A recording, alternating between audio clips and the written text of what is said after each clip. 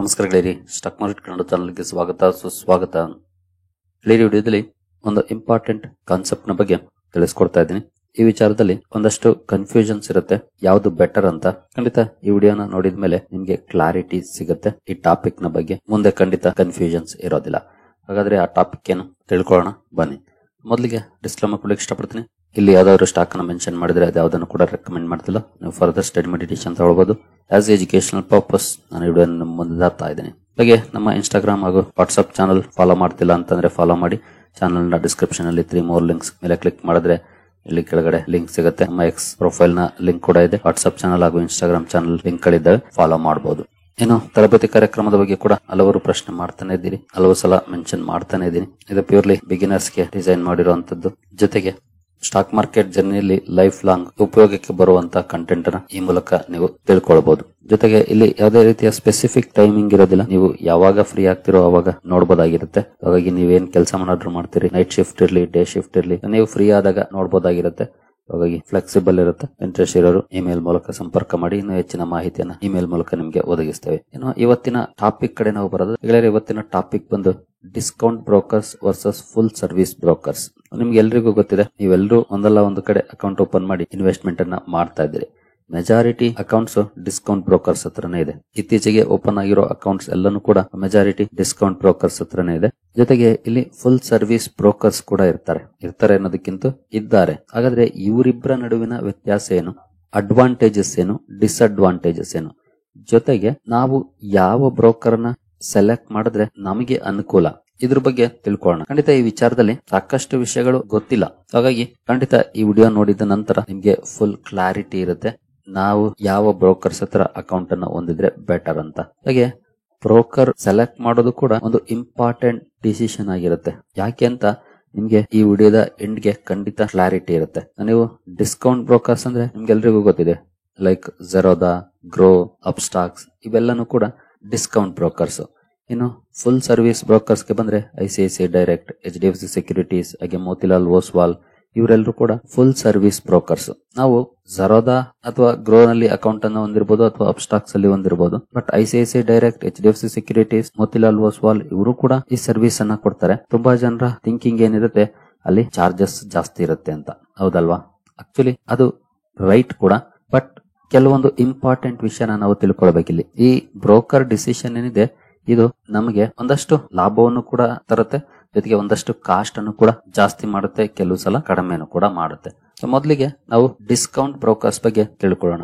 Discount brokers ಅಂತಂದ್ರೆ like budget airlines ಇದ್ದಂಗೆ. ನಿಮ್ಗೆ ಎಲ್ರಿಗೂ ಗೊತ್ತಿರಬಹುದು, ಸೆಕೆಂಡ್ ಕ್ಲಾಸ್ ಅಥವಾ ಬಜೆಟ್ ಏರ್ಲೈನ್ಸ್ ಹೋದ್ರೆ ನಿಮ್ಗೆ ಅಲ್ಲಿ ಅಡಿಷನಲ್ ಏನು ಸಿಗೋದಿಲ್ಲ. ಅದೇ ನೀವು ಬಿಸಿನೆಸ್ ಕ್ಲಾಸ್ ಹೋದ್ರೆ ಊಟ, ಕಾಫಿ, ತಿಂಡಿ, ಈ ರೀತಿ ವೇರಿಯಸ್ ಪರ್ಕ್ ಸಿಗುತ್ತೆ. ಅದೇ ಸೆಕೆಂಡ್ ಕ್ಲಾಸ್ ಅಲ್ಲಿ ಏನು ಸಿಗೋದಿಲ್ಲ. ನೀವು ಟ್ರಾವೆಲ್ ಮಾಡ್ತೀರಿ, ನಿಮ್ಮ ಡೆಸ್ಟಿನೇಷನ್ ಅನ್ನ ಸೇರ್ಕೊಳ್ತೀರಿ, ಬಟ್ ಮಧ್ಯೆ ಬರುವಂತ ಪರ್ಕ್ಸ್ ಏನಿರುತ್ತೆ, ಅಡಿಷನಲ್ ಪರ್ಕ್ಸ್, ಅದು ಸಿಗೋದಿಲ್ಲ ಈ ಡಿಸ್ಕೌಂಟ್ ಬ್ರೋಕರ್ಸ್ ಅಲ್ಲಿ. ಹಾಗಾದ್ರೆ ಏನು?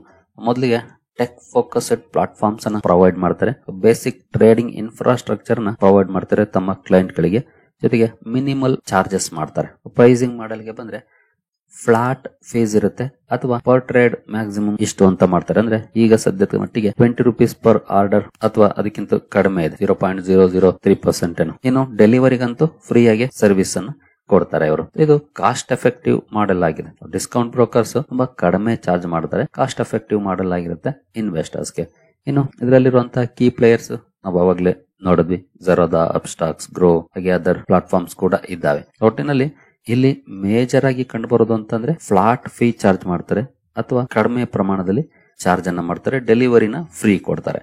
ಇನ್ನು ಎರಡನೇದಾಗಿ full service brokers. Full service brokers ಹೇಗೆ ಅಂತಂದ್ರೆ 5 ಸ್ಟಾರ್ ಏರ್ಲೈನ್ಸ್ ಇದ್ದಂಗೆ ಇನ್ವೆಸ್ಟಿಂಗ್ ಅಲ್ಲಿ. ಇಲ್ಲಿ ಅದರ್ ಸರ್ವಿಸಸ್ ಅನ್ನ ಪ್ರೊವೈಡ್ ಮಾಡ್ತಾರೆ. Traditional brokers offering comprehensive financial services under one roof.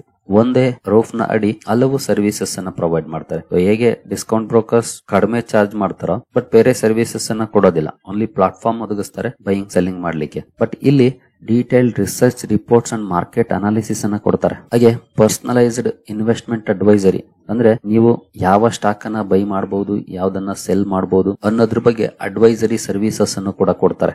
ಇನ್ನು wealth management services, insurance products ಅನ್ನು ಕೂಡ ಆಫರ್ ಮಾಡ್ತಾರೆ ಅವರು ಒಂದೇ ರೂಫ್ ನ ಅಡಿ. ಪೋರ್ಟ್ಫೋಲಿಯೋ ಮ್ಯಾನೇಜ್ಮೆಂಟ್ ಸರ್ವಿಸಸ್ ಇರುತ್ತೆ. ಹಾಗೆ bonds, mutual funds, other instruments ಅಲ್ಲೂ ಕೂಡ ಇನ್ವೆಸ್ಟ್ಮೆಂಟ್ ಮಾಡುವಂತ ಅವಕಾಶಗಳಿರುತ್ತೆ ಫುಲ್ ಸರ್ವಿಸ್ ಬ್ರೋಕರ್ಸ್ ಹತ್ರ. ಎಕ್ಸಾಂಪಲ್ ನೋಡೋದಾದ್ರೆ ICICI ಡೈರೆಕ್ಟ್ ಇದೆ, HDFC securities, Motilal Oswal, Kotak securities, ಹೀಗೆ ಹಲವಾರು ಇದ್ದಾವೆ. ಇವರು ರಿಸರ್ಚ್ ರಿಪೋರ್ಟ್ ಗಳನ್ನ ಕೊಡ್ತಾರೆ, ಹಾಗೆ ಇನ್ವೆಸ್ಟ್ಮೆಂಟ್ ಅಡ್ವೈಸರಿ ಸರ್ವಿಸಸ್ ಅನ್ನು ಕೂಡ ಕೊಡ್ತಾರೆ. ತುಂಬಾ ಜನ ಕಮೆಂಟ್ ಮಾಡ್ತಾ ಇರ್ತಾರಲ್ಲ, ಸರ್ ನಾನು ಈ ಸ್ಟಾಕ್ ಅನ್ನ ಬೈ ಮಾಡ್ಬೇಕು ಅಂತ ಇದ್ದೀನಿ ಅಥವಾ ಬೈ ಮಾಡಿದ್ದೀನಿ, ಸ್ಟಾಕ್ ಬಿದ್ದಿದೆ, ಬೈ ಮಾಡ್ಲಾ ಸೆಲ್ ಮಾಡ್ಲಾ ಅನ್ನೋ ಪ್ರಶ್ನೆಗಳನ್ನ ಮಾಡ್ತಿರಲ್ಲ, ಆ ತರದ ರೆಕಮೆಂಡೇಶನ್ ಅನ್ನ ಕೊಡ್ತಾರೆ ಇವರು. ಸ್ಟಡಿ ಮಾಡಿ, ಅದರಲ್ಲೂ ಕ್ವಾಲಿಫೈಡ್ ರಿಸರ್ಚ್ ಅನಲಿಸ್ಟ್ ಗಳ ಕಡೆಯಿಂದ ರಿಸರ್ಚ್ ಮಾಡಿದ ನಂತರ ಬರುವಂತ ರೆಕಮೆಂಡೇಶನ್ಸ್. ನೀವು ಯಾವ ಸ್ಟಾಕ್ ಅನ್ನ ಸೆಲ್ ಮಾಡಬೇಕು, ಯಾವ್ದನ್ನ ಬೈ ಮಾಡಬೇಕು ಅನ್ನೋದನ್ನ ಹೇಳ್ತಾರೆ, ಪೊಟೆನ್ಶಿಯಲ್ ಇರುವಂತ ಷೇರುಗಳನ್ನ. ಇದು ನಿಮ್ಗೆ ಇಲ್ಲಿ ಮೇಜರ್ ಆಗಿ ಸಿಗುವಂತ ಸರ್ವಿಸ್. ಏನೋ ಸೈಡ್ ಬೈ ಸೈಡ್ ಕಂಪ್ಯಾರಿಸನ್ ಮಾಡಿದ್ರೆ ಡಿಸ್ಕೌಂಟ್ ಬ್ರೋಕರ್ಸ್ ಹಾಗೂ ಫುಲ್ ಸರ್ವಿಸ್ ಬ್ರೋಕರ್ಸ್ ಗೆ ಬ್ರೋಕರೇಜ್ ಚಾರ್ಜಸ್ ಫ್ಲಾಟ್ 20 ರೂಪೀಸ್ ಇರಬಹುದು ಅಥವಾ ಅದಕ್ಕಿಂತ ಕಡಿಮೆ ಇರಬಹುದು ಡಿಸ್ಕೌಂಟ್ ಬ್ರೋಕರ್ಸ್ ಹತ್ರ. ಆದ್ರೆ ಫುಲ್ ಸರ್ವಿಸ್ ಬ್ರೋಕರ್ಸ್ ಏನ್ ಮಾಡ್ತಾರೆ, ಇಲ್ಲಿ ಸ್ವಲ್ಪ ಹೈ ಇರುತ್ತೆ. ಡಿಸ್ಕೌಂಟ್ ಬ್ರೋಕರ್ಸ್ ಗೆ ಕಂಪೇರ್ ಮಾಡಿದ್ರೆ ಜಾಸ್ತಿ ಇರುತ್ತೆ, 0.2 ಇಂದ 0.5% ಪರ್ ಟ್ರೇಡ್ ವರೆಗೂ ಇರುತ್ತೆ. ಇವರು ಫ್ಲಾಟ್ ಫೀಸ್ ಅನ್ನ ಚಾರ್ಜ್ ಮಾಡೋದಿಲ್ಲ, ಫೀಸ್ ಜಾಸ್ತಿ ಇರುತ್ತೆ ಯಾಕಂದ್ರೆ ಸರ್ವಿಸ್ ಕೊಡ್ತಾರೆ. ಇನ್ನು ಮುಂದೆ ಅಡ್ವಾಂಟೇಜಸ್ ಅಂಡ್ ಡಿಸ್ಅಡ್ವಾಂಟೇಜಸ್ ಇದೆ, ಆಗ ಇನ್ನು ಕ್ಲಾರಿಟಿ ಸಿಗುತ್ತೆ ನಿಮ್ಗೆ. ಹಾಗೆ research and advisory discount brokers ಅಲ್ಲಿ ಆಲ್ಮೋಸ್ಟ್ ಇಲ್ಲ ಅಂತಾನೆ ಹೇಳ್ಬೋದು, ಕೊಡಲ್ಲ ಯಾರುನು. ಇದ್ರು ಕೆಲವೊಂದು ವಿಷಯಗಳಲ್ಲಿ ಇರ್ಬೋದು ಅಷ್ಟೇ, ಬಟ್ ಮೆಜಾರಿಟಿ ಕೊಡೋದಿಲ್ಲ. ಇನ್ನು comprehensive reports and personalised advice ಅನ್ನ ಕೊಡ್ತಾರೆ full service brokers. Trading platforms ವಿಚಾರಕ್ಕೆ ಬಂದ್ರೆ tech focused streamlined apps ಇರುತ್ತೆ, ಇಲ್ಲೂ ಕೂಡ ಆಪ್ಸ್ ಇರುತ್ತೆ, ಜೊತೆಗೆ ಬ್ರಾಂಚ್ ಸಪೋರ್ಟ್ ಕೂಡ ಸಿಗುತ್ತೆ ಫುಲ್ ಸರ್ವಿಸ್ ಬ್ರೋಕರ್ಸ್ ಅಲ್ಲಿ. ಪ್ರಾಡಕ್ಟ್ ರೇಂಜ್ ಗೆ ಬಂದ್ರೆ ಸ್ಟಾಕ್ಸ್, F&O, ETF ಗಳಿಗೆ ಲಿಮಿಟ್ ಆಗಿರುತ್ತೆ. ಡಿಸ್ಕೌಂಟ್ ಬ್ರೋಕರ್ಸ್ ಕೆಲವರು ಬಾಂಡ್ಸ್ ಅನ್ನು ಕೂಡ ಆಫರ್ ಮಾಡ್ತಾರೆ, ಹಾಗೆ ಮ್ಯೂಚುವಲ್ ಫಂಡ್ಸ್ ಅನ್ನು ಕೂಡ ಇತ್ತೀಚೆಗೆ ಆಡ್ ಮಾಡ್ಕೊಳ್ತಾ ಹೋಗ್ತಿದ್ದಾರೆ. ಹಾಗೆ ಫುಲ್ ಸರ್ವಿಸ್ ಬ್ರೋಕರ್ಸ್ ಗೆ ಬಂದ್ರೆ ಇಲ್ಲಿ ಸ್ಟಾಕ್ಸ್, ಬಾಂಡ್ಸ್, ಇನ್ಶೂರೆನ್ಸ್, PMS ಎಲ್ಲಾನು ಕೂಡ ಇರುತ್ತೆ. ಕಸ್ಟಮರ್ ಸಪೋರ್ಟ್, ಆನ್ಲೈನ್ ಸಪೋರ್ಟ್ ಇರುತ್ತೆ ಡಿಸ್ಕೌಂಟ್ ಬ್ರೋಕರ್ಸ್ ಹತ್ರ. ಫುಲ್ ಸರ್ವಿಸ್ ಬ್ರೋಕರ್ಸ್ ಅಲ್ಲಿ ಡೆಡಿಕೇಟೆಡ್ ರಿಲೇಶನ್ಶಿಪ್ ಮ್ಯಾನೇಜರ್ಸ್ ಇರ್ತಾರೆ, ಅವರು ನಿಮ್ಮ ಸಮಸ್ಯೆಗಳಿಗೆ ಪರಿಹಾರವನ್ನ ಒದಗಿಸ್ತಾರೆ. ಇನ್ನು branch presence almost discount brokers ಇರೋದಿಲ್ಲ, ಇದ್ರ ಕೆಲವು ಕಡೆ ಮಾತ್ರ ಇರುತ್ತೆ ದೊಡ್ಡ ದೊಡ್ಡ ಸಿಟಿಗಳಲ್ಲಿ. Full service brokers extensive network ಅನ್ನು ಹೊಂದಿರ್ತಾರೆ, ಇವರು ಕೂಡ ಅಕ್ರಾಸ್ ಸಿಟೀಸ್. ಇದು ಸೈಡ್ ಬೈ ಸೈಡ್ ಕಂಪ್ಯಾರಿಸನ್. ಇನ್ನು ನೆಕ್ಸ್ಟ್ ಅಡ್ವಾಂಟೇಜಸ್ ಅಂಡ್ ಡಿಸ್ಅಡ್ವಾಂಟೇಜಸ್ ಗೆ ಬಂದ್ರೆ, ಮೊದಲಿಗೆ ಡಿಸ್ಕೌಂಟ್ ಬ್ರೋಕರ್ಸ್ ಅಡ್ವಾಂಟೇಜಸ್ ನೋಡಿದ್ರೆ ತುಂಬಾ ಕಡಿಮೆ ಬ್ರೋಕರೇಜ್ ಕಾಸ್ಟ್ ಇರುತ್ತೆ, ನಮ್ಮ ಲಾಭವನ್ನ ಜಾಸ್ತಿ ಮಾಡ್ಕೊಳ್ಬಹುದು ಈ ಮೂಲಕ. ಹಾಗೆ ಪ್ಲಾಟ್ಫಾರ್ಮ್ಸ್, ಟೆಕ್ ಫೋಕಸ್ಡ್ ಪ್ಲಾಟ್ಫಾರ್ಮ್ಸ್ ಇರುತ್ತೆ, ಕ್ವಿಕ್ ಎಕ್ಸಿಕ್ಯೂಷನ್ ಆರ್ಡರ್ಸ್ ಇರುತ್ತೆ, ಇದೊಂದು ಪ್ಲಸ್ ಪಾಯಿಂಟ್. ಹಾಗೆ ಇದು ideal for self directed investors and active traders. Especially active trading ಅನ್ನ ಮಾಡ್ತಾರಲ್ಲ, ಪದೇ ಪದೇ ಬೈಯಿಂಗ್ ಸೆಲ್ಲಿಂಗ್ ಮಾಡ್ತಾರಲ್ಲ, ಅಂತವ್ರಿಗೆ ಡಿಸ್ಕೌಂಟ್ ಬ್ರೋಕರ್ಸ್ ಬೆಟರ್. ಯಾಕೆಂತಂದ್ರೆ ಕಾಸ್ಟ್ ಕಡಿಮೆ ಆಗುತ್ತೆ ಪದೇ ಪದೇ ಬೈಯಿಂಗ್ ಸೆಲ್ಲಿಂಗ್ ಮಾಡ್ತಾ ಇದ್ದಾಗ. ಜೊತೆಗೆ ಯಾವುದೇ ಅಡಿಷನಲ್ ಪ್ರಾಡಕ್ಟ್ಸ್ ಅನ್ನ ಬೈ ಮಾಡಿ ಅಂತ ಪ್ರೆಷರ್ ಹಾಕೋದಿಲ್ಲ. ಜೊತೆಗೆ better technology and faster execution ಇರುತ್ತೆ. ಇದು ಡಿಸ್ಕೌಂಟ್ ಬ್ರೋಕರ್ಸ್ ಅಲ್ಲಿ ಇರುವಂತ ಅಡ್ವಾಂಟೇಜಸ್. ಇನ್ನು ಡಿಸ್ಅಡ್ವಾಂಟೇಜಸ್ ಗೆ ಬಂದ್ರೆ, ಪರ್ಸನಲೈಸ್ಡ್ ರಿಸರ್ಚ್ ರಿಪೋರ್ಟ್ಸ್ ಅನ್ನ ಕೊಡೋದಿಲ್ಲ ಅಥವಾ ಇನ್ವೆಸ್ಟ್ಮೆಂಟ್ ಅಡ್ವೈಸ್ ಅನ್ನ ಕೊಡೋದಿಲ್ಲ. ಇವರು ನೀವೇ ಸ್ಟಡಿ ಮಾಡಬೇಕು, ನೀವೇ ಬೈ ಮಾಡಬೇಕು, ನೀವೇ ಸೆಲ್ ಮಾಡಬೇಕು, ನಿಮ್ಮ ಇಷ್ಟದಂಗೆ. ಇವ್ರ ಕಡೆಗಿಂದ ಯಾವುದೇ ರೀತಿಯ ಸಪೋರ್ಟ್ ಸಿಗೋದಿಲ್ಲ. ಇನ್ನು ಲಿಮಿಟೆಡ್ ಪ್ರಾಡಕ್ಟ್ ಆಫರಿಂಗ್ಸ್ ಇರುತ್ತೆ, ಓನ್ಲಿ ಸೆಕ್ಯೂರಿಟೀಸ್ ಗೆ ಲಿಮಿಟ್ ಆಗಿರ್ತಾರೆ, ಅಥವಾ ಮ್ಯೂಚುವಲ್ ಫಂಡ್ಸ್ ಅನ್ನು ಕೂಡ ಕೆಲವರು ಇತ್ತೀಚೆಗೆ ಬೇರೆ ಬೇರೆ ಪ್ರಾಡಕ್ಟ್ಸ್ ಅನ್ನ ಆಡ್ ಮಾಡ್ಕೊಳ್ತಿದ್ದಾರೆ, ಬಟ್ ಸದ್ಯದ ಮಟ್ಟಿಗೆ ಲಿಮಿಟೆಡ್ ಇದೆ. ಇನ್ನು learning curve for beginners with minimal guidance. Beginners ಇಲ್ಲಿ ಏನು ಕಲೀಲಿಕ್ಕೆ ಸಾಧ್ಯ ಆಗೋದಿಲ್ಲ, ಯಾಕಂದ್ರೆ ಯಾವುದೇ ರೀತಿಯ ರಿಪೋರ್ಟ್ ಸಿಗೋದಿಲ್ಲ, ಹಾಗಾಗಿ ಕಲೀಲಿಕ್ಕೆ ಸಾಧ್ಯ ಆಗೋದಿಲ್ಲ. ಇನ್ನು ಫಿಸಿಕಲ್ ಬ್ರಾಂಚಸ್ ಆಫರ್ಸ್ ಕಡಿಮೆ ಸಮಸ್ಯೆಗಳ ಪರಿಹಾರಕ್ಕೆ. ಇದಿಷ್ಟು ಡಿಸ್ಕೌಂಟ್ ಬ್ರೋಕರ್ಸ್ ಅಲ್ಲಿರುವಂತಹ ಅಡ್ವಾಂಟೇಜಸ್ ಅಂಡ್ ಡಿಸ್ಅಡ್ವಾಂಟೇಜಸ್. ಇನ್ನು ಫುಲ್ ಸರ್ವಿಸ್ ಬ್ರೋಕರ್ಸ್ ಅಡ್ವಾಂಟೇಜಸ್ ನೋಡಿದ್ರೆ, ಇಲ್ಲಿ ರಿಸರ್ಚ್ ರಿಪೋರ್ಟ್ ಸಿಗುತ್ತೆ ನೀವು ಸ್ಟಡಿ ಮಾಡೋದಕ್ಕೆ, ಮತ್ತೆ ಸ್ಟಾಕ್ ರೆಕಮೆಂಡೇಶನ್ಸ್ ಕೂಡ ಸಿಗುತ್ತೆ. ಹಾಗೆ ಅವರ ರೆಕಮೆಂಡೇಶನ್ ಮಾತ್ರ ಬೈ ಮಾಡಬೇಕು ಅಥವಾ ಸೆಲ್ ಮಾಡಬೇಕು ಅಂತ ಏನಲ್ಲ, ಅದು ನಿಮ್ಮ ಇಷ್ಟ, ಬಟ್ ಆ ಸರ್ವಿಸ್ ಸಿಗುತ್ತೆ, ನೀವು ಬಳಸ್ಕೊಳ್ಬಹುದು ಬೇಕಂದ್ರೆ. ಇನ್ನು ಪರ್ಸನಲ್ ರಿಲೇಶನ್ಶಿಪ್ ಮ್ಯಾನೇಜರ್ಸ್ ಇರ್ತಾರೆ, ಇಲ್ಲಿ ಕಸ್ಟಮೈಸ್ಡ್ ಸರ್ವಿಸಸ್ ಅನ್ನು ಕೂಡ ಕೊಡ್ತಾರೆ ಕಸ್ಟಮರ್ಸ್ ಗೆ. ಹಾಗೆ ಡೈವರ್ಸ್ ಫೈನಾನ್ಷಿಯಲ್ ಪ್ರಾಡಕ್ಟ್ಸ್ ಇರುತ್ತೆ, ಬೇರೆ ಬೇರೆ ಪ್ರಾಡಕ್ಟ್ಸ್, ಬಾಂಡ್ಸ್ ಅಲ್ಲೂ ಇನ್ವೆಸ್ಟ್ ಮಾಡಬಹುದು, ಮ್ಯೂಚುವಲ್ ಫಂಡ್ಸ್, ಇನ್ಶೂರೆನ್ಸ್ ಎಲ್ಲಾನು ಕೂಡ ಒಂದೇ ಕಡೆ ಆಫರ್ ಮಾಡ್ತಾರೆ. ಇನ್ನು complex transaction and tax planning ಅನ್ನು ಕೂಡ ಕೊಡ್ತಾರೆ, ಅದೊಂದು ಅಡ್ವಾಂಟೇಜ್ ಇರುತ್ತೆ. ಇಲ್ಲಿ ಫಿಸಿಕಲ್ ಬ್ರಾಂಚಸ್ ಕೂಡ ಇರುತ್ತೆ, ಇನ್ ಪರ್ಸನ್ ಪ್ರಾಬ್ಲಮ್ಸ್ ರಿಸಾಲ್ವ್ ಮಾಡ್ಕೊಳ್ಬಹುದು. ಇನ್ನು ಡಿಸ್ಅಡ್ವಾಂಟೇಜಸ್ ಗೆ ಬಂದ್ರೆ, ಹೈ ಬ್ರೋಕರೇಜ್ ಫೀಸ್ ಇರುತ್ತೆ. ಅಂದ್ರೆ ನಾನು ಅವಾಗ್ಲೇ ಹೇಳಿದ್ನಲ್ಲ, 0.2 to 0.5% ವರೆಗೂ ಕೂಡ ಚಾರ್ಜ್ ಮಾಡ್ತಾರೆ ನಮ್ಮ ಟ್ರಾನ್ಸಾಕ್ಷನ್ ವ್ಯಾಲ್ಯೂ ನಲ್ಲಿ. ಕಂಪೇರ್ ಟು ಡಿಸ್ಕೌಂಟ್ ಬ್ರೋಕರ್ಸ್ ಜಾಸ್ತಿ ಇರುತ್ತೆ. ಹಾಗಾಗಿ ಇಲ್ಲಿ ಹೆಚ್ಚು ಟ್ರಾನ್ಸಾಕ್ಷನ್ ಮಾಡುವಂತವ್ರು ಡಿಸ್ಕೌಂಟ್ ಬ್ರೋಕರ್ಸ್ ಬೆಟರ್. ಅಂದ್ರೆ ಟ್ರೇಡಿಂಗ್ ಮಾಡುವಂತವ್ರು, ಡೈಲಿ ಈ ಪೊಸಿಷನಲ್ ಟ್ರೇಡ್ ಮಾಡುವಂತವ್ರು, ಅಂತವ್ರಿಗೆ ಡಿಸ್ಕೌಂಟ್ ಬ್ರೋಕರೇ ಬೆಟರ್. ಆದ್ರೆ ಸರ್ವಿಸ್ ಬೇಕು ಅನ್ನೋರು, ರೆಕಮೆಂಡೇಶನ್ ಬೇಕು ಅನ್ನೋರು ಸ್ಲೈಟ್ಲಿ ಅಪ್ ಆದ್ರೂ ಕೂಡ ಇದು ಚಾರ್ಜಸ್, ಬಟ್ ಇದು ಬೆಟರ್ ಆಗುತ್ತೆ. ಇನ್ನು potential conflict of interest in product recommendation. ಅಂದ್ರೆ ಕಾನ್ಫ್ಲಿಕ್ಟ್ ಆಫ್ ಇಂಟ್ರೆಸ್ಟ್ ಇರುತ್ತೆ ಯೂಶುವಲಿ ರೆಕಮೆಂಡೇಶನ್ ಇರುವಂತ ಕಡೆ. ಕೆಲವು ಸಲ ಅದು ಇರುತ್ತೆ. ಅಂದ್ರೆ ಕೆಲವು ಸ್ಟಾಕ್ ಗಳನ್ನ ರೆಕಮೆಂಡ್ ಮಾಡೋದು, ಈ ಫ್ರಂಟ್ ರನ್ನಿಂಗ್ ತರದ ಚಾನ್ಸಸ್ ಬರುತ್ತಲ್ಲ, ಹಾಗೆ ಅವರ ಕಂಪನಿಗಳನ್ನ ಅಥವಾ ಅವರು ಹೊಂದಿರೋ ಕಂಪನಿಗಳನ್ನ ರೆಕಮೆಂಡ್ ಮಾಡುವಂತದ್ದು, ಇದನ್ನ ಕಾನ್ಫ್ಲಿಕ್ಟ್ ಆಫ್ ಇಂಟ್ರೆಸ್ಟ್ ಅಂತಾರೆ. ಆ ಒಂದು ಇಶ್ಯೂಸ್ ಕೂಡ ಇರುವಂತ ಪ್ರಾಬಬಿಲಿಟಿ ಇರುತ್ತೆ. ಇನ್ನು ಕಾಸ್ಟ್ ಎಫೆಕ್ಟಿವ್ ಇರಲ್ಲ, ಅಂದ್ರೆ ಫ್ರೀಕ್ವೆಂಟ್ ಇನ್ವೆಸ್ಟರ್ಸ್ ಅಂಡ್ ಟ್ರೇಡರ್ಸ್ ಗೆ ಇದು ಸೂಟಬಲ್ ಅಲ್ಲ. ಯಾಕಂದ್ರೆ ಹೆವಿ ಟ್ರಾನ್ಸಾಕ್ಷನ್ ಮಾಡುವಂತವ್ರಿಗೆ ಯಾವಾಗ್ಲೂ ಪದೇ ಪದೇ ಲಾಂಗ್ ಟರ್ಮ್ 5 ವರ್ಷ 10 ವರ್ಷ ಬೈ ಮಾಡಿ ಬಿಡುವಂತವ್ರಿಗೆ ಖಂಡಿತ ಇದು ಬೆಟರ್. ಯಾಕಂದ್ರೆ ಆಗಾಗ ನಮಗೆ ಸಪೋರ್ಟ್ ಕೂಡ ಸಿಗ್ತಾ ಇರುತ್ತೆ. ಇದಿಷ್ಟು ಫುಲ್ ಸರ್ವಿಸ್ ಬ್ರೋಕರ್ಸ್ ಹಾಗೂ ಡಿಸ್ಕೌಂಟ್ ಬ್ರೋಕರ್ಸ್ ನಡುವೆ ಇರುವಂತ ಅಡ್ವಾಂಟೇಜಸ್ ಅಂಡ್ ಡಿಸ್ಅಡ್ವಾಂಟೇಜಸ್ ಆಯ್ತು. ಇನ್ನು ನೆಕ್ಸ್ಟ್ ಕೆಲವೊಂದು ಎಕ್ಸಾಂಪಲ್ ಅನ್ನ ನಾವು ನೋಡೋಣ. ಅಂದ್ರೆ ರಿಯಲ್ ಲೈಫ್ ಸಿನಾರಿಯೋಸ್ ಅನ್ನ ನೋಡಿದ್ರೆ ನಿಮ್ಗೆ ಇನ್ನು ಚೆನ್ನಾಗಿ ಅರ್ಥ ಆಗುತ್ತೆ. ಮೊದಲಿಗೆ ಸಿನಾರಿಯೋವನ್ನು, ರಮೇಶ್ 22 ವರ್ಷದ ಕಾಲೇಜ್ ಸ್ಟೂಡೆಂಟ್ ಅಂತ ಅಂದ್ರೆ ಇವರು ಇನಿಷಿಯಲ್ ಇನ್ವೆಸ್ಟ್ಮೆಂಟ್ ಎಷ್ಟು, 10,000 rupees. ಟ್ರೇಡಿಂಗ್ ಸ್ಟೈಲ್ ಬಂದು ಆಕ್ಟಿವ್ ಫ್ರೀಕ್ವೆಂಟ್ ಟ್ರೇಡ್ಸ್, ಪದೇ ಪದೇ ಟ್ರೇಡ್ ಮಾಡ್ತಾ ಇರ್ತಾರೆ, ಆಕ್ಟಿವ್ ಆಗಿ ಇರುವಂತವ್ರು. ಜೊತೆಗೆ ಟೈಮ್ ಸಿಗುತ್ತೆ ರಿಸರ್ಚ್ ಮಾಡಕ್ಕೆ ಸ್ಟಾಕ್ ಗಳ ಬಗ್ಗೆ, ಗುರಿ ಕೂಡ ಮಾರ್ಕೆಟ್ ಬಗ್ಗೆ ಕಲಿಯೋದು, ಕಾಸ್ಟ್ ಅನ್ನ ಕಡಿಮೆ ಮಾಡೋದು. ಇಂಥವ್ರಿಗೆ ಡಿಸ್ಕೌಂಟ್ ಬ್ರೋಕರ್ ಬೆಟರ್ ಆಗುತ್ತೆ. ಯಾಕಂದ್ರೆ ಲಿಮಿಟೆಡ್ ಕ್ಯಾಪಿಟಲ್ ಇದೆ, ಕಲಿಯುವಂತ ಮನಸ್ಸಿದೆ, ಹಾಗೆ ಕಲಿಯೋಕೆ ಸಮಯ ಕೂಡ ಇದೆ. ಹಾಗಾಗಿ ಇವರು ಡಿಸ್ಕೌಂಟ್ ಬ್ರೋಕರ್ ಅನ್ನ ಆಯ್ಕೆ ಮಾಡ್ಕೊಳ್ಳೋದು ಬೆಟರ್ ಆಗುತ್ತೆ. ಯಾಕಂದ್ರೆ ಕಡಿಮೆ ಕ್ಯಾಪಿಟಲ್, ಸಮಯ ಕೂಡ ಇದೆ ರಿಸರ್ಚ್ ಮಾಡ್ಲಿಕ್ಕೆ, ಈ ಮೂಲಕ ಒಂದ್ ಸ್ಕಿಲ್ಸ್ ಅನ್ನು ಕೂಡ ಇಂಪ್ರೂವ್ ಮಾಡ್ಕೊಳ್ಬಹುದಾಗಿರುತ್ತೆ. ಇನ್ನು ಸಿನಾರಿಯೋ 2 ಪ್ರಿಯಾ ಪ್ರೊಫೈಲ್ ನೋಡೋದಾದ್ರೆ 45 ವರ್ಷದ ಬಿಸ್ನೆಸ್ ವುಮನ್ ಅಥವಾ ಹೌಸ್ ವೈಫ್ ಅಂತ ಬೇಕಿದ್ರು ಅಂದ್ಕೊಳ್ಳಿ. 20 ಲಕ್ಷ ಇನ್ವೆಸ್ಟ್ ಮಾಡಕ್ಕೆ ರೆಡಿ ಇದ್ದಾರೆ. ಲಾಂಗ್ ಟರ್ಮ್ ಸ್ಟ್ರಾಟಜಿಕ್ ಪ್ಲಾನ್ ಅನ್ನು ಹೊಂದಿದ್ದಾರೆ. ಟೈಮ್ ಅವೈಲಬಲ್ ಇಲ್ಲ, ತುಂಬಾ ಕಡಿಮೆ, ಬಿಸಿ ಶೆಡ್ಯೂಲ್ ಇರುತ್ತೆ. Goals wealth preservation, tax efficiency. ಇವರ ಐಡಿಯಲ್ ಚಾಯ್ಸ್ ಯಾವ್ದಾಗಿರ್ಬೋದು ಅಂದ್ರೆ ಫುಲ್ ಸರ್ವಿಸ್ ಬ್ರೋಕರ್. ಯಾಕೆಂತಂದ್ರೆ ಇವರ trading style long term investment, ಹಾಗೆ ಸ್ಟ್ರಾಟಜಿಕ್ ರಿಬ್ಯಾಲೆನ್ಸಿಂಗ್ ಅನ್ನ ಆಗಾಗ ಮಾಡಬಹುದು, ಬಟ್ ಕಡಿಮೆ. ಜೊತೆಗೆ ಮಾರ್ಕೆಟ್ ಬಗ್ಗೆ ಅಷ್ಟೊಂದು ನಾಲೆಡ್ಜ್ ಇಲ್ಲ ಅಥವಾ ಸಮಯ ಕೊಡಕ್ ಆಗ್ತಾ ಇಲ್ಲ ಅಂತ ಅಂದಾಗ ಅಂತವರಿಗೆ ಫುಲ್ ಸರ್ವಿಸ್ ಬ್ರೋಕರ್ ಬೆಟರ್ ಆಗುತ್ತೆ. ಯಾಕಂದ್ರೆ ಪರ್ಸನಲೈಸ್ಡ್ ಸರ್ವಿಸಸ್ ಸಿಗುತ್ತೆ. ಇಲ್ಲಿ ಒಂದಷ್ಟು ಚಾರ್ಜಸ್ ಅನ್ನ ನಾವು ಪೇ ಮಾಡ್ತೀವಿ, ಆದ್ರೆ ಅಲ್ಲಿಂದ ಅದಕ್ಕೆ ನಮ್ಗೆ ಪ್ರತಿಫಲ ಕೂಡ ಇರುತ್ತೆ. ಪರ್ಸನಲೈಸ್ಡ್ ಅಡ್ವೈಸ್ ಅನ್ನ ಕೊಡ್ತಾರೆ, ವೆಲ್ತ್ ಮ್ಯಾನೇಜ್ಮೆಂಟ್ ಸರ್ವಿಸಸ್ ಕೂಡ ಸಿಗುತ್ತೆ. ಹಾಗಾಗಿ ಅಂತವರಿಗೆ ಫುಲ್ ಸರ್ವಿಸ್ ಬ್ರೋಕರ್ ಬೆಟರ್ ಆಗುತ್ತೆ. ಇನ್ನು ಯಾವ ಬ್ರೋಕರ್ ನಮಗೆ ಬೆಸ್ಟ್ ಅನ್ನೋದನ್ನ ಡಿಸೈಡ್ ಮಾಡ್ಬೇಕು ಅಂದ್ರೆ ಅದು ನಮ್ಮ ಪ್ರೊಫೈಲ್ ಮೇಲೆನೆ ನಿಂತಿರುತ್ತೆ. ನಮಗೆ ಏನು ಅವಶ್ಯಕತೆ ಇದೆ, ನಾವು ಲಾಂಗ್ ಟರ್ಮ್ ಫೋಕಸ್ ಮಾಡ್ತೀವಾ ಅಥವಾ ಪದೇ ಪದೇ ಚರ್ನ್ ಮಾಡ್ತಿರ್ತೀವ, ಪೋರ್ಟ್ಫೋಲಿಯೋನ ಟ್ರೇಡ್ ಮಾಡ್ತೀವಾ, ಇದ್ರ ಮೇಲೆ ಡಿಸೈಡ್ ಮಾಡಬೇಕು. ಟ್ರೇಡಿಂಗ್ ಫ್ರೀಕ್ವೆನ್ಸಿ ಜಾಸ್ತಿ ಇದೆ ಅಂತಂದ್ರೆ ಆಗ ನಾವು ಡಿಸ್ಕೌಂಟ್ ಬ್ರೋಕರ್ಸ್ ಅನ್ನ ಸೆಲೆಕ್ಟ್ ಮಾಡಬೇಕಾಗತ್ತೆ.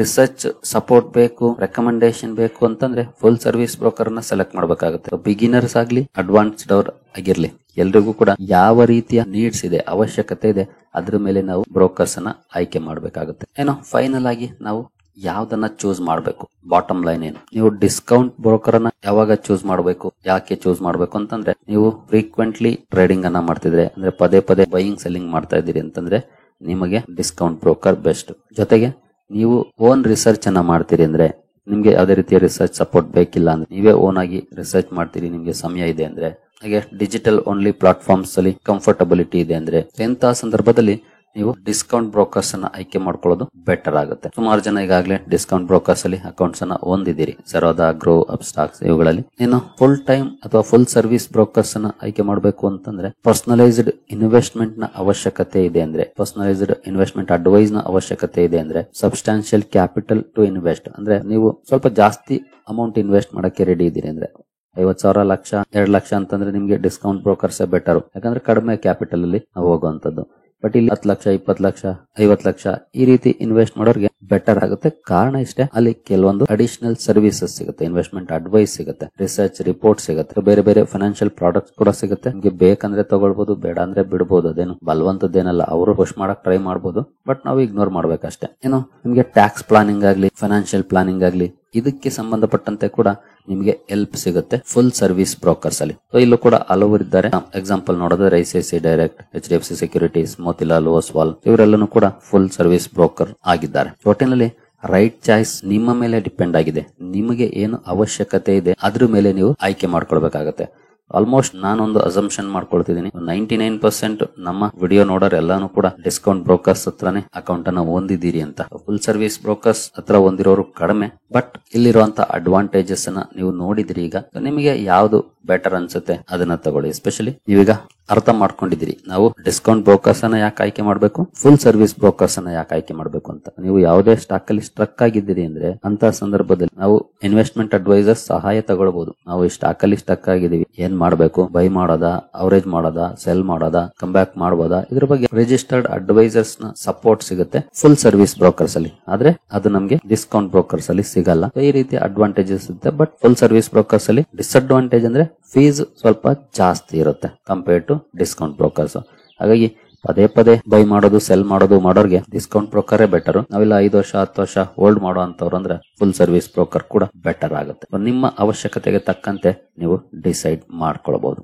ಸರಿ ಗೆಳೆಯರೆ, ಈ full service and discount brokers ನಡುವಿನ ವ್ಯತ್ಯಾಸ ನಿಮ್ಗೆ ಚೆನ್ನಾಗಿ ಗೊತ್ತಾಗಿದೆ ಅಂದ್ಕೊಳ್ತೀನಿ. ಜೊತೆಗೆ ನೀವು ಯಾವ್ದನ್ನ ಆಯ್ಕೆ ಮಾಡ್ಕೊಂಡ್ರೆ ಬೆಟರ್ ಅನ್ನೋದು ಕೂಡ ಅರ್ಥ ಆಗಿದೆ ಅಂದ್ಕೊಳ್ತೀನಿ. ಹಾಗೆ ಇನ್ನು ಕೆಲವರು ಪ್ರಶ್ನೆ ಮಾಡಬಹುದು, ನನ್ನ ಹತ್ರ ಈಗಾಗಲೇ ಡಿಸ್ಕೌಂಟ್ ಬ್ರೋಕರ್ ಅಕೌಂಟ್ ಇದೆ, ನಾನೀಗ ಇದನ್ನ ನೋಡಿದ್ಮೇಲೆ ಫುಲ್ ಸರ್ವಿಸ್ ಬ್ರೋಕರ್ ಕೂಡ ಬೇಕು ಅಂತ ಅಂದ್ಕೊಳ್ತಿದ್ದೀನಿ, ನಾನು ಅಕೌಂಟ್ ಓಪನ್ ಮಾಡಬಹುದು? ಖಂಡಿತ ಅಕೌಂಟ್ ಓಪನ್ ಮಾಡಬಹುದು, ಅದರಲ್ಲೇನು ರಿಸ್ಟ್ರಿಕ್ಷನ್ ಇಲ್ಲ. ಹಾಗೆ ಇನ್ನು ಕೆಲವರು ಕೇಳಬಹುದು, ನಾನು ಅಲ್ಲಿಂದ ಇಲ್ಲಿಗೆ ಟ್ರಾನ್ಸಾಕ್ಷನ್ ಮಾಡ್ಕೊಳ್ಬಹುದಾ, ಅಂದ್ರೆ ಟ್ರಾನ್ಸ್ಫರ್ ಮಾಡ್ಕೊಳ್ಬಹುದಾ ಅಂತ. ಮಾಡ್ಕೊಳ್ಳಿಕ್ಕೆ ಅವಕಾಶ ಇರುತ್ತೆ, ಬಟ್ ಕ್ರಿಟಿಕಲ್ ಪ್ರೋಸೆಸ್ ಇರುತ್ತೆ. ಹಾಗಾಗಿ ಅಲ್ಲಿರೋದನ್ನ ಅಲ್ಲೇ ಇರೋದಕ್ಕೆ ಬಿಟ್ಟು ಬೇಕಿದ್ರೆ ಇಲ್ಲಿ ಅಕೌಂಟ್ ಓಪನ್ ಮಾಡಿ ಇಲ್ಲೂ ಕೂಡ ಮುಂದಿನ ಇನ್ವೆಸ್ಟ್ಮೆಂಟ್ ಗಳನ್ನ ಕಂಟಿನ್ಯೂ ಮಾಡೋದು ಬೆಟರ್ ಆಗುತ್ತೆ ಇನ್ ಕೇಸ್ ನೀವು ಓಪನ್ ಮಾಡ್ತೀರಿ ಅಂತಂದ್ರೆ. ಯಾಕಂದ್ರೆ ಅಡಿಷನಲ್ ಸರ್ವಿಸಸ್ ಸಿಗುತ್ತೆ, ನಮ್ಗೆ ಸ್ವಲ್ಪ ಜಾಸ್ತಿ ಫೀಸ್ ಪೇ ಮಾಡಿದ್ರು ಕೂಡ ಸರ್ವಿಸ್ ಸಿಗುತ್ತೆ ಅಂದ್ರೆ ಓಪನ್ ಮಾಡ್ಕೊಳ್ತೀವಿ ಅನ್ನೋರು.